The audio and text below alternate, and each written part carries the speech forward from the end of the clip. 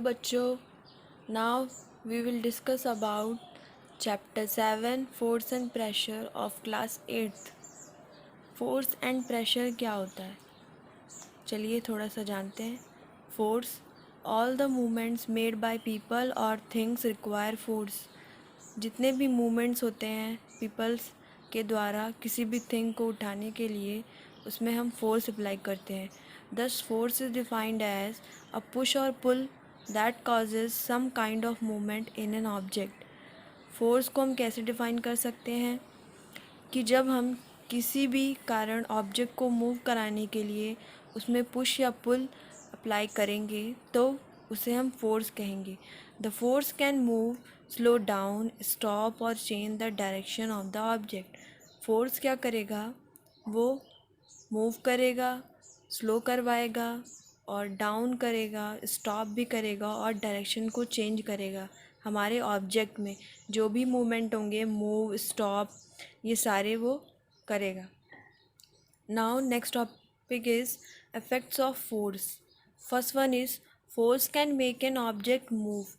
Force जो है वो क्या करता है, ऑब्जेक्ट को मूव कराता है. When you kick a ball it starts moving. जब हम बॉल को किक करते हैं it starts moving. If you push a book lying on a table, जब आप पुश करके बुक को टेबल पे रखते हैं तो उसमें फोर्स लगता है. It starts moving. Similarly when you pull a chair it starts moving. जब हम चेयर को पुल करते हैं तो वो मूव करने लगती है. Okay, now second one is force can change the speed of a moving body, either increase, decrease और स्टॉप. फोर्स से हम मूविंग बॉडी की स्पीड को कम कर सकते हैं, ज़्यादा कर सकते हैं और उसे रोक सकते हैं. जैसा कि हमारी पिक्चर में दिया हुआ है, a player kicking a ball. If football player kicks a moving football in the direction of motion. एक फुटबॉल प्लेयर ने अगर फुटबॉल को किक किया है in the direction of motion, that is in the direction at which it is rolling, तो उसी direction में हमारी बॉल रोल करेगी. तो फुटबॉल स्टार्ट्स मूविंग फास्टर. हमारी फुटबॉल मूव करेगी बहुत ही तेज़ी से. When a goal keeper applies force to stop the ball. जब गोल कीपर उस फोर्स को जो भी बॉल में अप्लाई हुआ है उससे रोकने की कोशिश करेगा, he reduces its speed to zero. तो उसकी बॉल की स्पीड जो है वो रिड्यूस यानी कि कम हो जाएगी ज़ीरो की तरफ. If he is not able to stop the ball properly, अगर वो बॉल स्टॉप करने में प्रॉपरली एबल नहीं रोक पाया, he may slow down, he may only slow down the ball, तो वो स्टॉप करने की बजाय बॉल को स्लो कर देगा. Similarly if we apply brakes to a moving bicycle, it first slow down and then stops. जैसे कि हम बाईसाइकिल मूव करते हैं, चलाते हैं, तो हम जब उसमें ब्रेक अप्लाई करते हैं तो हमारी बाईसाइकिल पहले स्लो होती है देन स्टॉप होती है. That is called force can change the speed of moving body. तो फोर्स जो है वो हमारी बॉडी की स्पीड को कम करता है, ज़्यादा करता है और स्टॉप करता है. ये हमारी कुछ पिक्चर्स दी हुई हैं. Goalkeeper catching a ball and brakes applied on a bicycle to stop it, and batsman hitting cricket ball slow the change in direction after impact. Now third one is force can change the direction of motion of a moving object. Force क्या करेगा, हमारे जो moving object है उसकी direction को भी change करेगा. चलिए जानते हैं कैसे. When a batsman hits a cricket ball with his bat, जब एक बैट्समैन क्रिकेट बॉल को हिट करेगा, he applies force to change the direction of the moving ball. तो जब वो फोर्स अप्लाई करेगा तो उससे क्या होगा कि हमारी जो मूविंग बॉल है उसकी डायरेक्शन जो है वो चेंज हो जाएगी, यानी कि जिस डायरेक्शन में हम अपने फोर्स को अप्लाई करेंगे हमारी मूविंग बॉल भी उसी डायरेक्शन में मूव करेगी. Similarly you change the direction of your moving bicycle by applying force to its handle in the desired direction. जैसे कि हम बाईसाइकिल में करते हैं कि हम अपनी मूविंग बाईसाइकिल को अपने हैंडल के द्वारा मूव कराते हैं. तो जिस तरफ हमें जाना होगा अपने डिज़ायर डायरेक्शन की तरफ, हम अपना हैंडल उधर ही मोड़ेंगे और अपने पैडल को चलाते रहेंगे, जिससे कि उसमें फोर्स अप्लाई होगा और हम एक डिज़ायर डायरेक्शन यानी कि जिस डायरेक्शन में हमें जाना है हमारी बाईसाइकिल उधर ही जाएगी. Okay, now next topic is force can change the shape और size of an object. Force क्या है? फोर्स जो है वो हमारे ऑब्जेक्ट के साइज को और शेप को भी चेंज करता है। If you press a spawn it shape changes. जब हम स्पॉन को प्रेस करते हैं तो उसका शेप जो है वो चेंज हो जाता है। Have you seen your mother making chapatis? क्या तुमने अपनी मम्मी को चपाती बनाते हुए देखा है? अगर नहीं देखा है तो आप लोग ज़रूर देखिएगा, उसमें भी फोर्स अप्लाई होता है। She takes a small portion of dough and completely change its shape and size by rolling it on the board. एक छोटी सी स्मॉल पोर्शन हमारे डफ का यानी कि आटे के टुकड़े का जब हम उसकी चपाती बनाते हैं तो उसका जो शेप होता है वो बोर्ड पर रख कर के जब हम उसे रोल करते हैं तो उसका शेप एकदम एकदम चेंज हो जाता है। तो we can also break things made of glass very easily by applying force to them. तो हम उसमें भी रोल करते वक्त हम उसमें फोर्स अप्लाई करते हैं। जिस डायरेक्शन में हमारा फोर्स होगा तो चपाती भी हमारी उसी डायरेक्शन में मूव करेगी और एकदम सुंदर बनेगी। Okay, to conclude a force may change the state of motion of an object और change the shape of an object. तो फोर्स क्या करेगा? हमारे मोशन को, हमारे ऑब्जेक्ट का शेप और साइज दोनों चेंज करेगा। ना ये हमारी एक्टिविटी है, आप इसे खुद से ट्राई करेंगे अपनी डेली लाइफ में। Next topic is contact and non contact forces. Contact और नॉन कॉन्टैक्ट फोर्सेस क्या होते हैं? इसके नाम से ही हम समझ लेते हैं। कॉन्टैक्ट मीन्स होता है कि किसी भी कोई भी फोर्स अगर हम अप्लाई कर रहे हैं तो वो कॉन्टैक्ट में यानी कि अटैच होकर, हमारी बॉडी से अटैच होकर के उसमें फोर्स लग रहा है, then we said that contact forces. And non contact forces कि हमारी मूविंग बॉडी उससे टच नहीं हो रही है पर उसमें भी फोर्स अप्लाई हो रहा है, then we said that non contact forces. चलिए थोड़ा सा पढ़ते हैं। Some forces act on bodies only when they are in contact with that body. कुछ फोर्सेज ऐसे होते हैं जो हमारी बॉडी में लगते हैं, जो हमारी बॉडी से एकदम कॉन्टैक्ट में होते हैं यानी कि एकदम बॉडी से कनेक्ट होते हैं। Example, if you want to carry a bucket of water you apply a force directly to the handle of the bucket. जब हम फुल बकेट ऑफ वाटर को जब हम कैरी करते हैं तो हम उसमें फ़ोर्स अप्लाई करते हैं अपनी बकेट को पिक करने के लिए। तो हम उसमें फ़ोर्स अप्लाई किया हमने, तो हमारी जो मूविंग बॉडी है यानी कि हम जो हैं, हम अगर बकेट को उठाएंगे तो हमारी जो बॉडी है वो बकेट से टच है, तो इसमें हमारा लग रहा है कॉन्टैक्ट फोर्सेस। तो similarly, if you have a pick up your school bag you apply a force directly on the handle of the bag. Similarly जब हम अपने स्कूल बैग को पिकअप करते हैं तो उसमें भी हम फोर्स डायरेक्टली अप्लाई कर रहे हैं अपने हैंडल में, अपने बैग के हैंडल पे।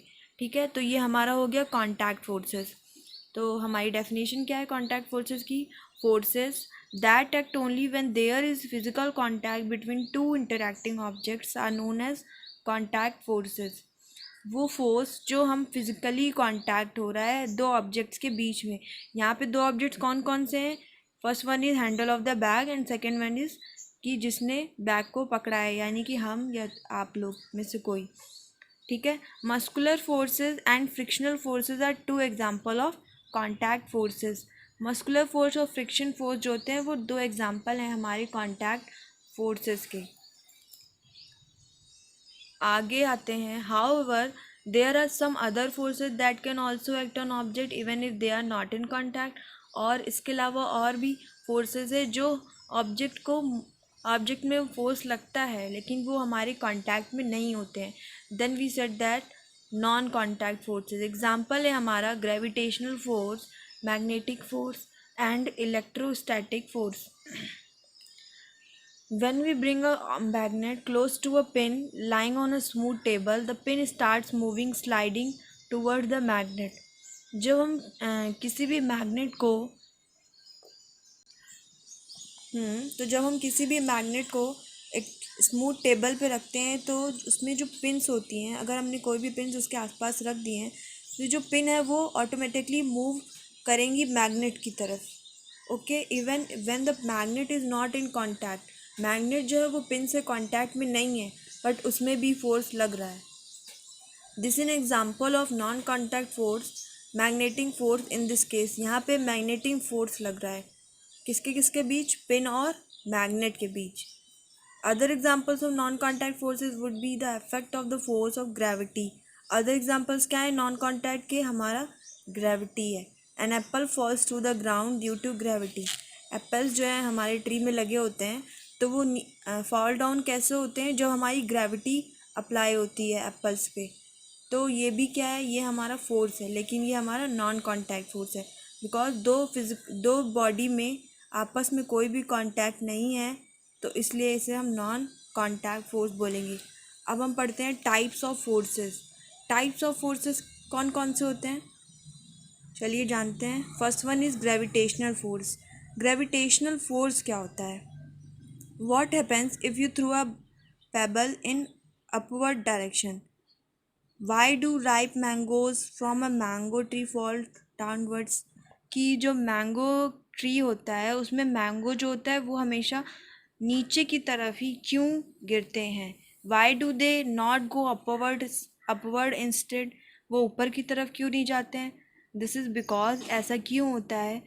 क्योंकि जो हमारा फोर्स है वो ग्रेविटेशनल फोर्स यानी कि ग्रेविटी लग रही है हमारे मैंगो ट्री पर, जिसकी वजह से जो हमारे राइप मैंगोज़ हैं वो हमेशा डाउनवर्ड ही गिरते हैं, ना कि upward. The gravitational force exerted by the earth on all other bodies is called force of gravity और simple gravity।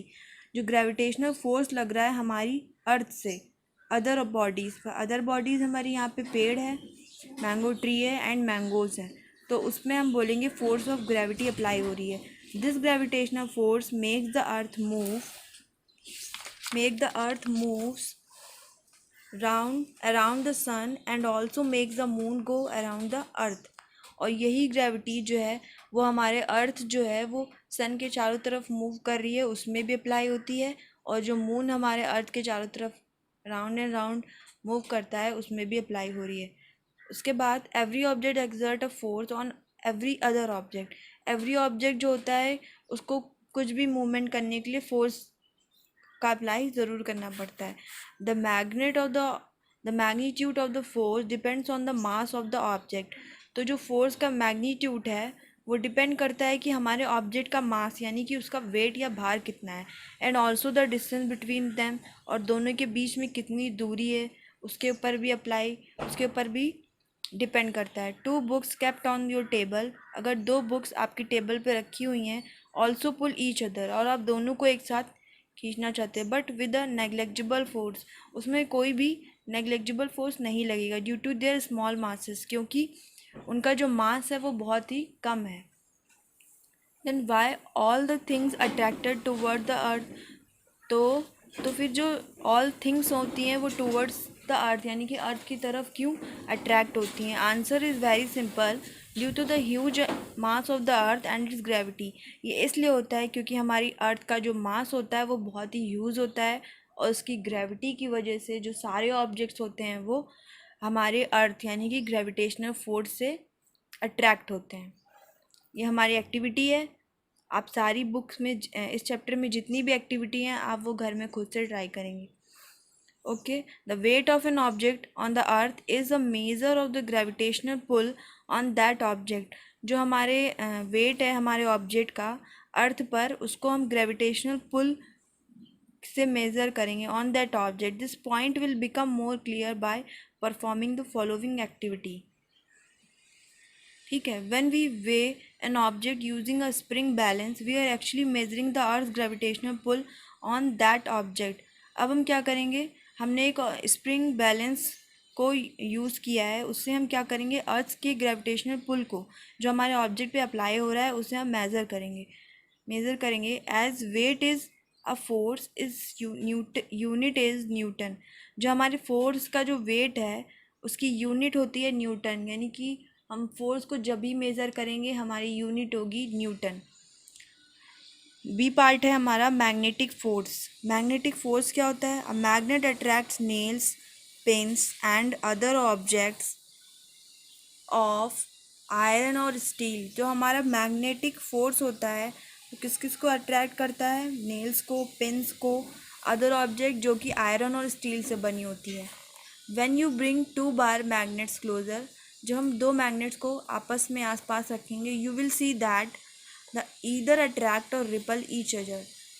तो हम क्या करेंगे, अगर दो मैग्नेट्स को आपस में रखेंगे, या तो वो रिपल होंगे यानी कि वो दूर दूर जाने की कोशिश करेंगे, में फोर्स अप्लाई करेंगे, या फिर वो अट्रैक्ट होकर आपस में कनेक्ट हो जाएंगे। ये आप घर पे ट्राई कर सकते हैं दो मैग्नेट्स को लेकर के। In the other words you will C magnetic attraction और रिपल्शन एट वर्क। उसमें क्या हो रहा है, मैग्नेटिक अट्रैक्शन अप्लाई हो रहा है। The force exerted by magnet and some magnetic materials on each other and or some metals like iron, nickel, cobalt and alloys such as steel etc. is known as magnetic force। तो जो हमारा force है जो magnet के through apply होता है वो किस किस मेटल्स में लगता है, आयरन पे, निकल में लगता है, कोबाल्ट में, एलॉयज जो होते हैं और हमारे स्टील एक्सेट्रा, उन सब में हमारा मैग्नेटिक फोर्स अप्लाई होता है। A large magnet is use to pick out iron pieces from the garbage. तो गार्बेज में जब हमें कोई भी उनको सामान पिकअप करना होता है तो वो एक लार्ज मैग्नेट का यूज़ करते हैं, जिससे वो अपने आसानी से स्मॉल पीसेस जो होते हैं वो उन्हें पिकअप कर लेते हैं। We often see garbage pickers doing just this in our neighbourhood. Now third one is electrostatic force. Electrostatic force क्या होता है, ये हमारी एक्टिविटी है, इसे आप खुद से करेंगे। Did you know electrostatic is used to separate solid pollutants particle from smoke given out from factory chimneys? The device is called an electrostatic precipitator। हमारी इलेक्ट्रोस्टैटिक फोर्स क्या होती है, वो एक ऐसा फोर्स अप्लाई करती है कि वो सेपरेट कर देती है हमारे सॉलिड पॉल्यूटेंट्स को और जो हमारे स्मोक पॉल्यूटेंट्स हैं। यानी कि आप इसके एग्जांपल से, फैक्ट्री चिमनी के एग्जांपल से इसको समझ सकते हैं कि जो उसमें सॉलिड पार्टिकल्स होता है चिमनीज़ में वो उसे अलग सेपरेट कर देता है, और स्मोक जो होता है वो उसे प्रेसिपिटेट यानी कि वो उसे उड़ा देता है एटमॉस्फेयर में। उसे हम बोलते हैं इलेक्ट्रोस्टैटिक प्रेसिपिटेटर और उसे हम बोलते हैं इलेक्ट्रोस्टैटिक फोर्स। ठीक है, जैसे कि हमारी एक्टिविटी में दिया हुआ है कि उन्होंने एक प्लास्टिक पेन को लिया है और ruler from your pencil box, और पेंसिल बॉक्स का जो रूलर होता है उसे लिया है। Rub it and vigorously on your hair, उसको उन्होंने रब किया है और फिर अपने हेयर पे लगाएंगे। तो bring the rubbed near some tiny bits of paper और फ्लफ। तो उसमें क्या होगा, अगर हम कोई भी हमने रब जो किया है, जितने एरिया में हमने स्केल में रबड़ को रब किया है, तो जब उसमें कोई भी पेपर या टाइनी बिट्स उसमें अप्लाई करेंगे तो वो उसमें फ्लफ हो जाएंगे यानी कि वो उसमें चिपक जाएंगे। You can see the little bits of paper और fluff get attract to the plastic ruler और पेन। तो उसमें क्या होगा कि मैग्नेट इलेक्ट्रोस्टैटिक फोर्स आ जाएगा, जिसकी वजह से हमारे जो भी पेपर या फिर कोई भी लिटिल पेपर या ब्लफ या फिर रबड़ के टुकड़े वो उसमें अट्रैक्ट होने की कोशिश करेंगे। This is because the pen acquires an electric charge. तो जो हमारा पेन है या फिर रूलर है उसमें इलेक्ट्रिक चार्ज आ गया है विद रबिंग, जिसमें हम रब करके जो भी हमने उसमें फोर्स दिया है उसकी वजह से उसमें इलेक्ट्रिक चार्ज आ गया है, और उस चार्ज की वजह से उसमें जो फोर्स अप्लाई हो रहा है वो हमारा इलेक्ट्रोस्टैटिक फोर्स है। मस्कुलर फोर्स क्या होता है, this is the force that our body can by stretching और contracting our muscle force is called known as biological force. वो फोर्स जो हम अपनी बॉडी से बाय स्ट्रेचिंग और कॉन्ट्रैक्टिंग करके करते हैं उसे हम बायोलॉजिकल फोर्स बोलते हैं। And occurs when we left stretched और कंप्रेस, जब हम इसे लिफ्ट यानी कि इसको जब खींचते हैं, स्ट्रेच करते हैं, कंप्रेस करते हैं। In other words we use a muscular force for doing different work. We also use the muscular force of animal for any person like plugging field, moving card etcetera. हम इसको कैसे समझ सकते हैं कि जब हम खेतों की जुताई करते हैं या फिर जब हम किसी भी कार्ड को मूव कराते हैं तो उसमें हमारा जो फोर्स अप्लाई होता है वो हमारा होता है muscular force. Next one is frictional force.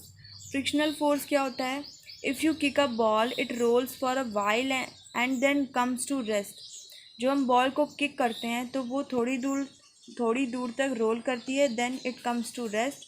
ऐसा क्यों होता है। Ride a bicycle, when the bicycle start moving with a good speed stop pedalling, what do you observe. जब हम बाईसाइकिल को चलाते हैं तो जब हमने गुड स्पीड से हम अपनी बाईसाइकिल को चला रहे हैं और हमने पैडलिंग अगर स्टॉप कर दिए तो हम क्या देखते हैं? We have already learn this chapter that to move a stationary object as well as to stop a moving object, some forces has to be applied. Therefore, there must be some forces acting on the ball or bicycle which stop them. This force is called the force of friction or frictional force. जैसा कि हमने अभी पढ़ा कि जब हम ball को kick करते हैं तो वो थोड़ी दूर तक रोल होती है, then it comes to rest. ऐसा क्यों होता है? क्योंकि उसमें फ्रिक्शनल फोर्स अप्लाई हो रहा है. जब तक हमने उसको किक करा तब तक बॉल थोड़ी दूर तक गई, देन उसमें फ्रिक्शनल फोर्स अप्लाई हुआ, then it comes to rest. और हमारी बाईसाइकिल में भी सेम ऐसे ही होता है कि जब हम अपनी बाईसाइकिल को बहुत गुड स्पीड से मूव करा रहे हैं और हमने अगर पैडलिंग स्टॉप कर दिए तो हम देखते हैं कि हमारी जो बाईसाइकिल है वो थोड़ी दूर तक मूव करेगी, then it should also be stop, it comes to rest. Then यहाँ पे जो फोर्स अप्लाई हो रहा है वो हमारा फ्रिक्शनल फोर्स है. चेक योर सेल्फ है. आप ये चैप्टर जब आपको ये चैप्टर कंप्लीट हो जाएगा तो आप इसे समझेंगे और खुद से फिलअप करेंगे. Now second one is pressure. You have already studied the effect of force on object. आपने पहले ही देख लिया कि हमारे ऑब्जेक्ट में फोर्स किस तरीके से अफेक्ट करता है. The effect that a force produces on an object depends on two effects. जो हमारी ऑब्जेक्ट पे जो फोर्स अप्लाई हो रहा है वो दो तरीके के जो फैक्टर्स हैं उस पर अप्लाई होता है. पहला क्या है? The amount of force applied, कि कितने अमाउंट में हमारा फोर्स जो है वो अप्लाई हो रहा है. और the area in contact over with the force is applied, और कितने एरिया में उसे फोर्स को अप्लाई करना है. ठीक है. Now in the first case we see that the nail with a pointed nib penetrates deeper into a cardboard than the blunt one. In the second case, the sharpened side of the pencil will leave a deeper mark. अब हमने यहाँ पे activity देखी कि sharpen a pencil at one end, hold it between the index finger of both your hands, press it from both sides with equal force. On which finger do you feel pain? Obviously सी बात है कि जो हमारी निप वाली finger होगी उसमें अगर हम फोर्स अप्लाई करेंगे तो उस पर हमें पेन होगा. On which finger does the pencil have a deeper mark? Can you से वाई? ऐसा इसलिए होता है कि हम जिस तरफ ज़्यादा प्रेशर दे रहे हैं उस पर क्या होगा कि हमारी उस फिंगर में ज़्यादा पेन होगा. Okay. This effect of force on a given area is called a pressure.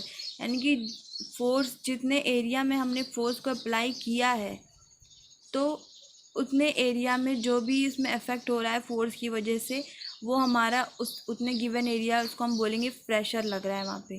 ठीक है. It is clear that the larger the area of a cross section the greater the pressure and vice versa. Pressure is defined as the force acting per unit area. Pressure को हम कैसे define कर सकते हैं कि जो हमारा pressure है वो कितने फोर्स मतलब कि कितने एरिया पे कितना प्रेशर कितना फोर्स एक्टिंग हो रहा है पर यूनिट एरिया पे, तो वो हम डिफाइन करेंगे प्रेशर को. और एसआई यूनिट हमारी फोर्स की होती है Newton and area in metre square. The unit of pressure हमारी होगी Newton per metre square. However, Newton per meter square is called Pascal in honor of the French physicist Blaise Pascal. ये pascal जो है वो एक French scientist physicist थे जो कि ब्लेस पास्कल थे. उन्होंने अपने नाम से ही इसको न्यूटन पर मीटर स्क्वायर को उन्होंने एक और यूनिट दी है पास्कल, जिसको हम बोलते हैं PA. Therefore, 1 Newton per metre square is equals to 1 pascal. Some everyday examples क्या क्या हैं? All cutting instrument like knife, blade, axes etcetera sharpened thin at the cutting edge to decrease the area of the intersection. ये इसलिए नुकीले होते हैं कि ये क्या करते हैं, हमारे एरिया को जो है वो डिक्रीज़ करते हैं, ताकि हम कोई भी अगर वेजिटेबल काट रहे हैं तो हमें फोर्स जो है वो कम अप्लाई करना पड़े, जिसकी वजह से प्रेशर भी कम लगेगा. ठीक है. This is done so as to increase the pressure exerted by these instruments for a given force. अब हमारा और भी एक एग्जांपल है. School bag and shopping bag have broad belts और शार्प एज हैंडल्स. वो भी हमारे हैंडल जो होते हैं वो शार्प होते हैं ताकि हमें फोर्स कम अप्लाई करना पड़े, जैसे कि ये दिया गया है. अब हमारी next topic is pressure exerted by liquid. Liquid में कैसे प्रेशर एक्सर्ट होता है। Try to push an inflated balloon into a bucket of water, you will see that as you push the balloon down and release it. तो जब हम balloon को अगर हमने फुल बकेट ऑफ वाटर में डाला है, तो अगर जब हम उसे पुश करेंगे तो जो बैलून है वो डाउन जाएगा और रिलीज होगा। The balloon bobs up again, तो उसमें जो बबल्स होंगे वो ऊपर आने लगेंगे। This is because of the pressure exerted by the water on the balloon. ये इसलिए हो रहा है क्योंकि हमारा जो वाटर है उसमें बैलून की वजह से प्रेशर पड़ रहा है, इस वजह से उसमें बबल्स अप्लाई हो रहे हैं।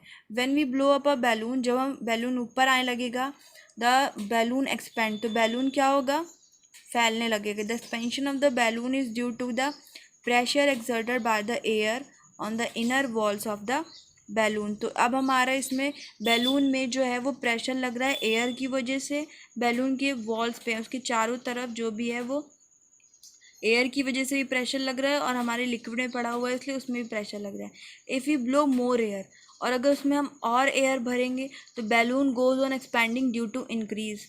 अगर हमने बैलून में और एयर भर दी तो हमारा जो बैलून है वो क्या होगा, एक्सपैंड हो जाएगा, बड़ा हो जाएगा। In air pressure inside the balloon, उसमें क्योंकि एयर प्रेशर जाएगा बैलून में। If the air pressure exceeds, तो जो बैलून की एबिलिटी है वो क्या होगी, रेजिस्ट हो जाएगी, और हो सकता है हमारा बैलून फट जाए। Had the rubber wall of the balloon been thicker, अगर बैलून की जो वॉल है वो बहुत ही मोटी है, it would not have burst at this pressure but at a higher pressure. तब हमें क्या करना पड़ेगा कि जब हमारी अगर बैलून की वॉल थिकर होगी तो हमारा जो प्रेशर है वो ज़्यादा लगेगा, उसमें हाई प्रेशर लगाना पड़ेगा ताकि वो बैलून ऊपर आ सके। जैसे कि आप फिगर में देख रहे हैं, balloon coming up in a bucket of water. अगर हम कोई भी बैलून को एयर फिलअप करके उसमें डालेंगे तो वो बैलून जो है वो धीरे धीरे ऊपर आने लगेगा। The pressure exerted by a liquid depends upon the depth, height by the liquid and density of the liquid। तो जो हमारा प्रेशर हो रहा है लिक्विड की वजह से, लिक्विड पर डिपेंड हो रहा है कि उसकी हाइट कितनी है, और लिक्विड की डेंसिटी यानी कि वो गहराई कितनी है उसकी, उस पर हमारा प्रेशर जो है वो डिपेंड करता है। ओके, ये हमारा liquid pressure increases with depth है। ये एक्टिविटी दी हुई है, इसे आप पढ़ेंगे और खुद से देखेंगे कि इसमें क्या हो रहा है। एक और एक्टिविटी दी हुई है कि वेजल में, मतलब अगर हमने बैलून लगाया है तो वेजल में कितना प्रेशर अप्लाई हो रहा है, इसे भी आप खुद से पढ़ेंगे। मेजरिंग लिक्विड प्रेशर, कि हम लिक्विड प्रेशर को कैसे मेज़र कर सकते हैं, तो इसके लिए हमारे पास इंस्ट्रूमेंट होता है मैनोमीटर, जिसका यूज़ हम करते हैं लिक्विड प्रेशर को मेज़र करने के लिए। You can easily make your own manometer. कैसे, कि जैसे कि हमारा दिया हुआ है, एक मैनोमीटर कंसिस्ट है U shape tube containing a liquid.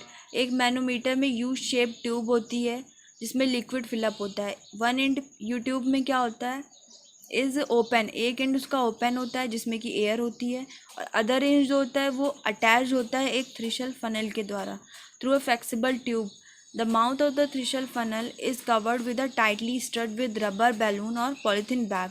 जो हमारा फनल वाली एरिया है उसको हम क्या करेंगे, रबर बैलून से या तो टाइटली स्टच करके उसको कवर कर देंगे, या फिर हम उसे पॉलीथीन बैग से कवर कर देंगे। जैसा कि हम फिगर में देख रहे हैं, ये हमारी स्टच फनल है और ये हमारी फनल है, इसको हमने पॉलीथीन बैग से या फिर रबर बैलून से इसे हम कवर कर देंगे। और ये हमारी फ्लेक्सिबल ट्यूब है, ये हमारी स्केल है जिसे हम मेज़र करेंगे। ये हमारा वाटर अभी इक्वली फिल है यूट्यूब पे, ठीक है। When a thistle funnel is kept in the open air, अगर हम थ्रेशल फनल को ऐसे ही ओपन एयर में छोड़ देंगे तो ओनली एटमॉस्फेरिक प्रेशर एक्ट होगा इसमें। एटमॉस्फेरिक प्रेशर क्या है, जो हमारे आसपास का जो एटमॉस्फेरिक एयर है वो उसमें प्रेशर बन करके उसमें अप्लाई होगी। This is equal to the pressure acting on the open end of the U tube, ठीक है। देयरफॉर जो वाटर लेवल होगा दोनों साइड का वो क्या है, अभी सेम है, क्योंकि दोनों साइड का ये वाटर लेवल सेम इसलिए है क्योंकि अभी यहाँ पे एटमॉस्फेरिक प्रेशर जा रहा है, ठीक है। अब हम क्या करेंगे, जब हम रबर बैलून हमने यहाँ पे अटैच किया था, जब हम उसको स्क्वीज़ करेंगे, ठीक है, जेंटली अपने फिंगर्स से, तो जो वाटर लेवल है वो गोज़ होगा, यानी कि यहाँ से बढ़ेगा और यहाँ पे कम हो जाएगा। वो इसलिए होगा क्योंकि हम यहाँ से उसको प्रेशर दे रहे हैं, ठीक है। तो क्या होगा, वही यहाँ पे लिखा हुआ the liquid level goes up in the open and and comes down in the other arm. यहाँ पे हमारा लिक्विड लेवल जो है वो बढ़ेगा और यहाँ पे हमारा घट जाएगा। तो द डिफरेंस और liquid level in two arm is the measure of the pressure exerted on the rubber. Press the rubber harder with finger and see what happen. The difference in the level of liquid in the two arm increase. दोनों की जो difference है liquid में वो ज़्यादा और कम का हो जाएगा। वो किस वजह से होगा, हमारा जो भी इसमें जो भी यहाँ पे इसमें हमने फोर्स अप्लाई किया उसकी वजह से हमारे दोनों लिक्विड में क्या होगा, एक अप हो जाएगा एक डाउन हो जाएगा। ठीक है, अब हमारा क्या है, the pressure at the bottom of the sea is much greater than the sea level. जो सी हमारी सागर समुद्र होता है उसमें जो प्रेशर लगता है बॉटम में वो बहुत ही ज़्यादा लगता है, क्योंकि उसकी जो सी लेवल होती है वो बहुत ही बड़ी होती है, वेरी डीप डाउन होती है। ठीक है, तो pressure is enough to crush the human body. तो उसमें जो प्रेशर लगता है उसमें बॉडी में लगता है, तो वो क्या होता है उसमें बॉडी में लोग, समुद्र में क्या होता है इतना प्रेशर लगता है कि लोग उसमें डूबते नहीं हैं। That's why deep sea divers we specially design suit to protect themselves from such high pressure. तो अगर बहुत लोगों को उसमें जाना होता है समुद्र में, तो वो क्या करते हैं, स्पेशली डिज़ाइन सूट्स को पहनते हैं ताकि वो उनकी बॉडी प्रोटेक्ट रहे। क्योंकि किस वजह से, क्योंकि हमारा जो सी है उसमें बहुत ही हाईली प्रेशर अप्लाई होता है, क्योंकि हमारी जो सी का एरिया होता है वो बहुत ही लार्ज होता है। दैट्स वाई हम लोग डिज़ाइन सूट्स को पहनते हैं। Dams are made stronger and thicker at the base to withstand at high pressure at greater depth. और जो डैम्स होती हैं हमारी वो भी बहुत स्ट्रॉन्ग होती हैं और थिकर होती हैं अपने बेस से, यानी कि नीचे से जहाँ से उनकी नींव होती है, तो वहाँ पे भी हाईली प्रेशर लगता है क्योंकि उनकी गहराई भी बहुत होती है। एटमॉस्फेरिक प्रेशर क्या है, a layer of air called the atmosphere surround the earth. मतलब कि एटमॉस्फेयर जो हमारे अर्थ के चारों तरफ जो भी एटमॉस्फेयर है उस लेयर, मतलब कि एयर की जो लेयर है जो हमारे एटमॉस्फेयर में अभी भी प्रेजेंट है उसे हम बोलेंगे एटमॉस्फेरिक प्रेशर। यानी कि जो भी प्रेशर हमारे एटमॉस्फेयर की वजह से अप्लाई हो रहा है वो हमारा होगा एटमॉस्फेरिक प्रेशर। ठीक है, as you know air is also matter and has wait. Air जो है वो एक मैटर है और उसमें भी वेट होता है। The weight of the atmosphere exert a pressure on the surface of the earth. तो जो हमारा एटमॉस्फेयर की वजह से जो भी सरफेस पे, अर्थ की सरफेस पे जो प्रेशर पड़ रहा है वो क्या है, atmospheric pressure. This pressure is called atmospheric pressure. Its magnitude is around 100 kilo pascal at sea level. और इसका जो मैग्नीट्यूड है वो 100 kilo pascal at sea level से है। However as we go upward the magnitude of atmospheric pressure decreases gradually. तो जैसे जैसे हम अपवर्ड यानी कि ऊपर जाते जाएंगे हमारा एटमॉस्फेरिक प्रेशर जो है वो डिक्रीज़ होता जाएगा। जैसे कि हम जब एरोप्लेन में बैठते हैं उसमें जब ट्रैवल करते हैं तो हमारा वहाँ पे एटमॉस्फेरिक जो है वो प्रेशर बहुत कम होता है, क्योंकि हम अपने सी लेवल से बहुत ऊपर होते हैं। ठीक है, नाउ द फॉलोइंग एक्टिविटीज़ दी गई हैं कि हम एटमॉस्फेरिक प्रेशर को अर्थ सरफेस पे कैसे देख सकते हैं। आप ये खुद से पढ़ेंगे।